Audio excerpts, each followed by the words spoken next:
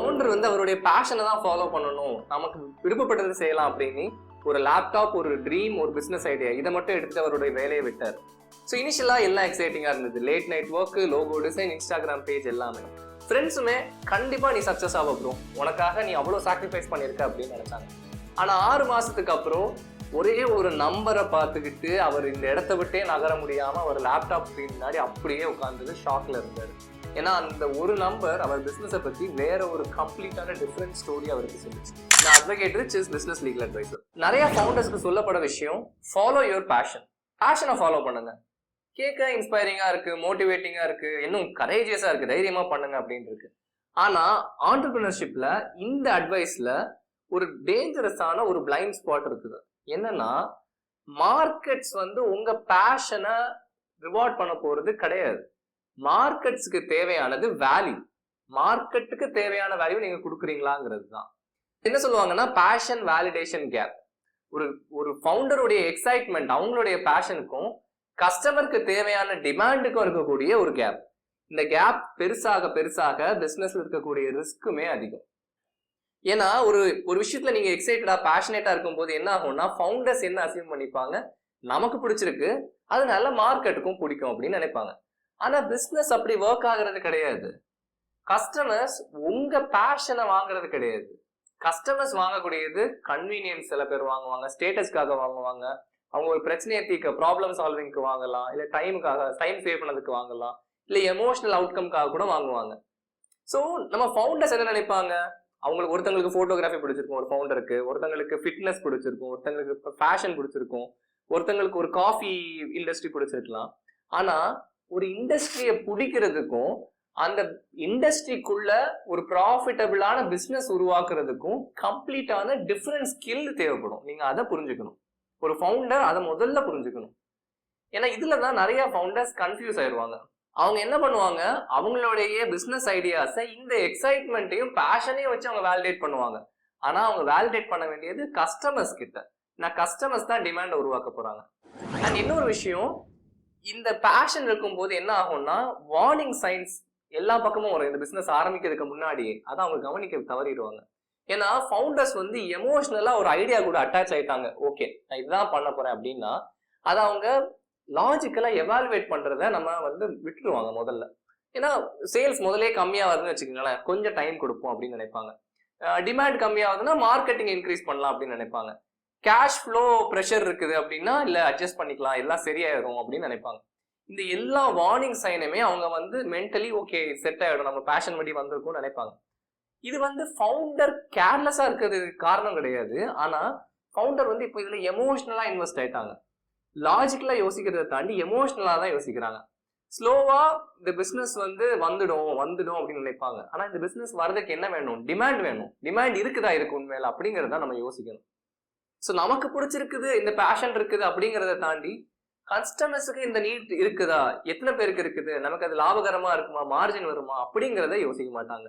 நிறைய start ups fail ஆகிறதுக்கு இதுவும் ஒரு முக்கியமான காரணம். ஏன்னா ஃபவுண்டர்ஸ் வந்து எஃபோர்ட் போடாததா இருக்காது, டிமாண்டே இல்லாம இருக்கும் சில புது கிரியேஷன்ஸ் உருவாகும் போது.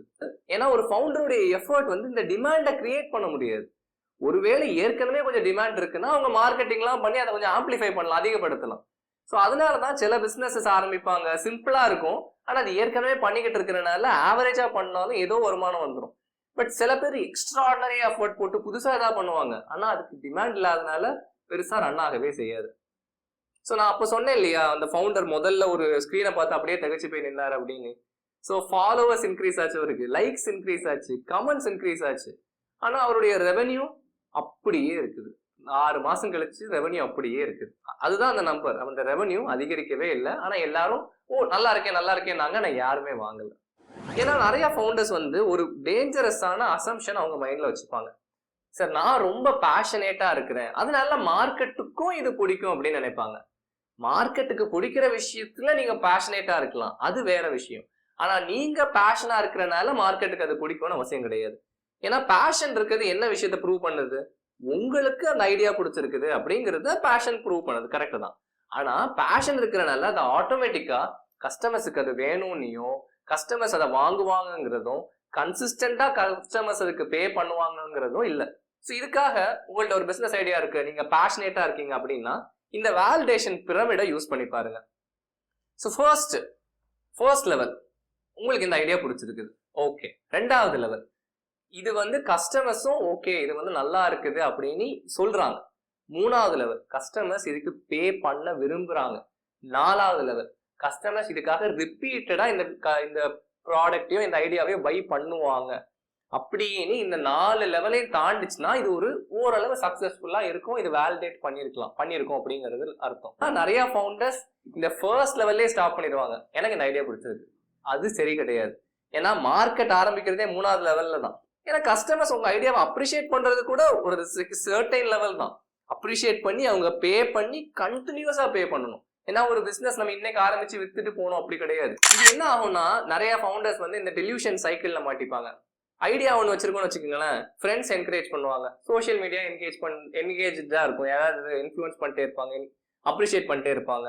ஸோ ஃபவுண்டரோட கான்ஃபிடன்ஸ் அதிகமாகும், பிசினஸ் லான்ச் பண்ணுவாங்க. அப்பதான் மார்க்கெட் ரியாலிட்டி இவ்வளோ காசு ஸ்பெண்ட் பண்ண போறதான் புரியும். ஸோ ஃப்ரெண்ட்ஸ் வந்து இதை வேலிடேட் பண்ணிட்டே இருப்பாங்க, சார் நல்லா இருக்குன்னு சொல்லிட்டே இருப்பாங்க. ஆனா மார்க்கெட் தான் உங்களுடைய பிசினஸோடைய ரியல் ஸ்டேட்டஸை சொல்லும், இது மார்க்கெட்டுக்கு தேவையான பொருளா தேவையில்லாத பொருளா. ஸோ ரெக்கரிங் கஸ்டமர்ஸ் தான் உங்களுக்கான கரெக்டான ப்ரூஃப். ஸோ பேஷன்ங்கிறது உங்களுக்கு இன்ட்ரெஸ்ட் இருக்குதுங்கிறத காட்டுது, டிமாண்டுங்கிறது தான் கஸ்டமர்ஸ்க்கு இன்ட்ரெஸ்ட் இருக்காங்கிறத காட்டுது. அண்ட் பிசினஸ்ல கஸ்டமருக்கு இன்ட்ரெஸ்ட் இருக்கிறது தான் நீங்க பண்ணணும். அது உங்க பேஷனா இருக்குன்னா குட், ஆனா உங்க பேஷன் கஸ்டமருக்கு பிடிக்கணும்னு அவசியம் கிடையாது. ஒரு ஃபவுண்டர் என்கிட்ட ஒரு தடவை சொன்னாங்க, நான் ரொம்ப காஃபியை ரொம்ப லவ் பண்றேன், எனக்கு காஃபினா அவ்வளோ கிரேஸ் அப்படின்னாங்க. நான் கஃபே ஓபன் பண்ண போறேன் அப்படின்னாங்க. நான் அப்ப என்ன சொன்னேன், நீங்க காஃபி லவ் பண்றது ஓகே தான், ஆனா உங்களுக்கு டெய்லி ரெண்ட் பே பண்ண பிடிக்குமா? அவங்க என்ன சார் அப்படின்னாங்க. ஸ்டாஃப் மேனேஜ் பண்ண பிடிக்குமா, இன்வென்ட்ரி கண்ட்ரோல் பண்ண பிடிக்குமா, இல்ல ரிப்பீட்டடா கஸ்டமர்ஸை ரீட்டைன் பண்ணி பேச பிடிக்குமா அப்படின்னு நான் கேட்டேன். அப்போ அந்த மேம் கொஞ்சம் யோசிக்க ஆரம்பிச்சிட்டாங்க. ஏன்னா ஒரு காஃபியை நீங்க லவ் பண்றதுக்கும் ஒரு ப்ராஃபிட்டபிளான கெஃபே பிசினஸ் ஆரம்பிக்கிறதும் வேற வேற விஷயம், அது கம்ப்ளீட்டா டிஃபரெண்டான ரியாலிட்டி. ஏன்னா இப்ப பிசினஸ்னு வரும்போது சில சமயம் கஸ்டமர்ஸ் உங்க ப்ராடக்ட்டை ரிஜெக்ட் பண்ணணும்னு கூட அவசியம் இல்லை, அவங்க பழக்க வழக்கத்தை கூட சில மேக்சிமம் பீப்புள் மாத்திக்க மாட்டாங்க. ஸோ ஒரு விஷயம் உங்களுக்கு பிடிக்கிறதுக்கும் அது சம்பந்தமா பிசினஸ் பண்றதும் வேற மைண்ட் செட். ஆனா அட்வொகேட்டை நான் இன்னொரு விஷயம் என்ன நோட் பண்றேன் அப்படின்னா, இந்த பேஷனே நிறைய பிளைண்ட் ஸ்பாட்டை உருவாக்குது. ஏன்னா பேஷனேட்டா பிசினஸ் பண்ணக்கூடிய பீப்புள் வந்து அவங்களுடைய கிராஃப்ட்ல அவங்க பண்ணக்கூடிய விஷயத்துல தான் ரொம்ப ஆக்டிவா இருப்பாங்க, அதுல அவங்களுக்கு அவ்வளவு ஒரு கிரேஸ் இருக்கும். இப்போ ஒரு போட்டோகிராஃபர் நீங்க எடுத்துக்கிட்டீங்கன்னா போட்டோகிராஃபில அவ்வளவு கிரேஸா இருப்பாங்க. ஒரு பேக்கரி பண்ற விஷயம், ஒரு பேக்கிங்ல இருக்காங்கன்னா அவ்வளவு இன்ட்ரெஸ்டடா இருப்பாங்க, டிசைனர்ஸ் அப்படி இருப்பாங்க. பட் என்ன ஆகும் அப்படின்னா அவங்களுக்கு மணி மேக்கிங் அவங்களோட இன்ட்ரெஸ்டா இருக்க மாட்டேங்குது, பட் அவங்க பேஷன் தான் அவங்களோட மேஜர் இன்ட்ரெஸ்டா இருக்குது. ஃபர்ஸ்ட் கம்ஸ் தேர் பேஷன் தென் மணி அப்படின்னு வருது. ஸோ அதுல என்ன ஆகும் அப்படின்னா இவங்க வந்து பிசினஸ் ஸ்ட்ரக்சரா நிறைய பேர் பில்ட் பண்ண மாட்டேங்கிறாங்க. ஸோ இவங்க வந்து பேஷன்லேயே தான் ரொம்ப ஃபோக்கஸ்டா இருப்பாங்க. ஆனா பிசினஸஸ் வந்து இந்த பேஷனேட்டான ஆக்டிவிட்டிஸ் மட்டும் கிடையாது, நல்ல பிசினஸ் ஸ்ட்ரக்சரால உருவாகுறது. ஏன்னா இதுலதான் நிறைய ஃபவுண்டர்ஸ் வந்து பிசினஸ் ஆரம்பிச்ச பிறகு ரொம்ப யோசிப்பாங்க. என்னன்னா ஒரு பேஷன் ஒரு பிசினஸ் ஆகும்போது ரூல்ஸ் மொத்தமா மாறிடும், அவங்க பண்ண வேண்டிய விஷயங்கள் நிறைய மாறிடும். ஏன்னா பேஷன்ல அவங்க ஜாலியா ஏதோ பண்ணிட்டு இருந்திருப்பாங்க, அவங்க ரொம்ப ஃப்ரீயா பண்ணிட்டு இருப்பாங்க. இப்போ பிசினஸ்லயே ஆரம்பிச்சா கான்ட்ராக்ட் இருக்கு, இன்வாய்ஸ் இருக்கு, டாக்ஸேஷன் இருக்கு, கம்ப்ளைண்ட்ஸ் இருக்கு, கஸ்டமர் டிஸ்பியூட் வரும், பேமெண்ட் ஃபாலோ அப் வரும், வெண்டர் நெகோசியேஷன் வரும், ரெக்கார்ட் கீப்பிங் பண்ணணும், லீகல் ஆப்ளிகேஷன் வரும், அவ்வளவும் பிசினஸ்க்குள்ள வரும். அண்ட் நிறைய இன்ட்ரெஸ்ட்ல பேஷன்ல வரக்கூடிய ஃபவுண்டர்ஸ் இதை இனிஷியலா பார்க்க மாட்டாங்க. ஏன்னா அவங்க அந்த கிராஃப்ட்லயும் அவங்க பண்ணக்கூடிய விஷயத்துலயும் தான் அவ்வளோ ஒரு லவ்வோட ஒரு இன்ட்ரெஸ்டோட இருப்பாங்க. ஆனா அந்த கமர்ஷியல் ஸ்ட்ரக்சர் அந்த கிராஃப்டை சுத்தி உருவாகிறது அவங்க யோசிக்க மாட்டாங்க. ஸோ என்ன பண்ணுவாங்க ஃபவுண்டர்ஸ், இனிஷியலா நம்ம பிடிச்சதை மட்டும் லவ் பண்ற விஷயத்த மட்டும் பண்ணுவோம், மற்றெல்லாம் சம்மோ ஒர்க் அவுட் ஆயிடும் அப்படின்னு நினைப்பாங்க. ஆனா பிசினஸ் லா வந்து அந்த அசம்ஷன்ல ரன் ஆகுறது கிடையாது. அண்ட் ஜிஎஸ்டி கம்பெனி கம்ப்ளைன்சஸ்லாம் வரும்போது ஒரு கம்ப்ளைன்சஸ்க்கு வரக்கூடிய உங்களுக்கு பெனால்ட்டி அப்படிங்கிறது ரெக்கரிங்கா ரிப்பீட்டடா பெனால்ட்டி இன்ட்ரெஸ்ட் வர்றதுக்கான வாய்ப்புகளும் இருக்குது ப்ராப்பர் ஃபைலிங் இல்லைன்னா. அதனாலதான் இந்த எந்தூசியாசம் நமக்கு ஃபர்ஸ்ட் வரக்கூடிய எக்ஸைட்மெண்ட் மட்டும் இல்ல, லீகல் சிஸ்டம் வேணும் ஒரு பிசினஸ் பண்ண. Contract, complaints, frame work, documentation இது எல்லாமே வேணும். ஏன்னா பிசினஸ் இஸ் அக்கௌண்டபிலிட்டி. நீங்க கஸ்டமர்ஸ்க்கு நீங்க கொடுக்குற விஷயத்துக்கு அக்கௌண்டபிளா இருக்கணும், கவர்மெண்ட்டுக்கும் நீங்க அக்கௌண்டபிளா இருக்கணும் நீங்க பண்ற பிசினஸ்க்கு. அதனால business cannot operate on passion alone. பேஷன்ல மட்டும் ஒரு பிசினஸ் ஓடாது. அண்ட் இன்னொன்னு, இந்த பேஷன் பாரடாக்ஸுமே நான் ஒண்ணு பாக்குறேன். என்ன ஆகும்னா, நிறைய பீப்புள் என்ன பண்ணுவாங்க, ஒரு லவ்வோட ஒரு ஒரு பிசினஸ் ஆரம்பிச்சிருப்பாங்க. அவங்களோட பேஷனுக்காக ஆரம்பிச்சிருப்பாங்க. பிசினஸ் வளரும் போது என்ன ஆகும்னா, அவங்க பிடிச்ச விஷயத்த, அவங்க போட்டோகிராஃபிக்காக ஆரம்பிச்ச பிசினஸ அவங்க பிடிச்ச விஷயத்தை விட அவங்க பிடிக்காத விஷயம் தான் நிறைய பண்ணிட்டு இருப்பாங்க. ஏன்னா ஒரு போட்டோகிராஃபிங் பிசினஸ் நீங்க ஆரம்பிச்சீங்கன்னா, போட்டோ எடுக்கிறத விட கிளைண்ட்ஸ் மேனேஜ் பண்றதுல நீங்க நிறைய பேச வேண்டியது வரும். ஒரு பேக்கரி நீங்க செய்றீங்க அப்படின்னா, ஸ்டாஃபை மேனேஜ் பண்றதே ஒரு பெரிய ஒர்க்கா இருக்கும், நீங்க கேக் செய்யறதை விட. ஒரு டிசைனர் வந்து ப்ராஜெக்ட் மேனேஜ், ஒரு 2-3 பேரை மேனேஜ் பண்றதே பெரிய வேலையா இருக்கும். அப்போ அந்த ஃபவுண்டர்ஸ்க்கு தோணும், நம்ம இந்த விஷயம் ரொம்ப பிடிச்சிருந்தானே இந்த ஒரு வேலையா செய்யலான்னு பார்த்தோம், இப்ப நம்ம பிடிச்ச விஷயத்தை தாண்டி மேனேஜ்மெண்ட் ஒர்க்லாம் நிறைய பண்ணிட்டு இருக்கோம் அப்படின்னு தோணும் உங்களுக்கு. ஏன் அப்படின்னா, பேஷனும் பிசினஸும் ஒண்ணு கிடையாது. ஸோ பேஷன் வந்து உங்களுக்கு பர்சனலா ஒரு மன திருப்தி கொடுக்கறதுக்கு நீங்க பண்ணுவீங்க. ஆனா பிசினஸ்ங்கிறது ஒரு கமர்ஷியல் வேல்யூ, ஒரு ப்ராஃபிட் உருவாக்குறதுக்காக உள்ளது. இது ரெண்டும் எல்லா வேலைகள்லயும் பியூட்டிஃபுல்லா அப்படியே அலைன் ஆகி எல்லாம் கரெக்டாலாம் வராது. சில பேருக்கு வரலாம், பட் வரல அப்படிங்கிற பட்சத்துல அதை ரொம்ப ஃபோர்ஸ் பண்ணி நீங்க லூஸ் பண்ணிடக்கூடாது. அதுக்காக தான் நான் சொல்றேன். நீங்க என்ன அசியூம் பண்ணிக்காதீங்க, ஒரு பேஷனை ஒரு பிசினஸ் ஆக்குனா அந்த பிசினஸ் வந்து சேஃபா இருக்கும்னு நினைக்காதீங்க. சில சமயம் என்ன ஆகும்னா, நீங்க பேஷனை பிசினஸ் ஆக்குறீங்கன்னு வச்சுக்கோங்களேன், கடைசியில இந்த பிசினஸ் வளர வளர உங்களுக்கு இந்த பேஷனே பிடிக்காம போயிடும். ஏன்னா இந்த மார்க்கெட்டை சாட்டிஸ்ஃபை பண்ணிக்கிறதுக்காக பார்க்க வேண்டிய மற்ற வேலைகள் இந்த பேஷனை உங்களை வெறுக்க வச்சுட்டு நீங்க ஃபுல்லா பிசினஸ்குள்ள இறங்குற மாதிரி இருக்கும். நம்ம எதுக்கு ஆரம்பிச்சோங்கிறதே தெரியாம நிறைய ஃபவுண்டர்ஸ் அப்புறம் ஃபீல் பண்ணி நான் கேட்டிருக்கேன். அதனால எந்த பிசினஸ் ஆரம்பிக்கிறதுக்கு முன்னாடியும் எனக்கு இதுல பேஷன் இருக்குதா அப்படிங்கிறது ஓகே, அது ஒரு கேள்வியா இருக்கலாம்.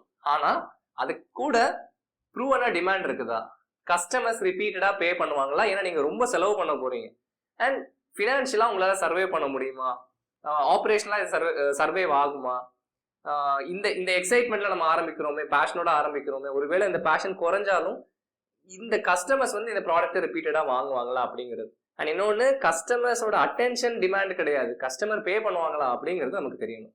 நீங்க ஒரு ஸ்டார்ட் அப் க்ரோ பண்ண பாக்குறீங்க அப்படின்னா, இந்த ரிச்சஸ் ஃபவுண்டர் கிட்ட ஒன்னு பாருங்க, டிஸ்கிரிப்ஷன்ல லிங்க் கொடுத்துருக்கோம். ஒரு பிசினஸ் மாடல் கிளாரிட்டி இல்ல ஃபவுண்டர் ரிஸ்க் அனாலிசிஸ் எப்படி செக் பண்ணணும் அப்படிங்கிறது இந்த டிஸ்கிரிப்ஷன்ல இருக்கக்கூடிய ரிச்சஸ் ஃபவுண்டர் கிட்ல இருக்கும், பாருங்க. ஸோ நான் முதலே சொன்ன மாதிரி அந்த ஃபவுண்டர் வந்து அவருடைய ஃபோன் ஸ்கிரீனை டெய்லி பார்த்தாரு, ஃபாலோவர்ஸ் இன்க்ரீஸ் ஆச்சு, லைக் இன்க்ரீஸ் ஆச்சு, கமெண்ட் இன்க்ரீஸ் ஆச்சு. ஆனா அதெல்லாம் தாண்டி ரொம்ப முக்கியமான விஷயம் ரெவென்யூ. அந்த ரெவென்யூ அப்படியே இருந்தது. ஏன்னா மார்க்கெட் வந்து நீங்க எவ்வளவு எக்ஸைட்டடா எவ்வளவு பேஷனேட்டா ஒன்று உருவாக்கிங்கிறதுக்கு அட்டென்ஷன் வேணா கொடுக்கும், ஆனா பே பண்ணாது. ஸோ எப்பவுமே மார்க்கெட் வேலிடேட் பண்ணக்கூடிய விஷயம் உங்க பேஷனா இருந்தா உங்க பேஷனை ஃபாலோ பண்ணுங்க.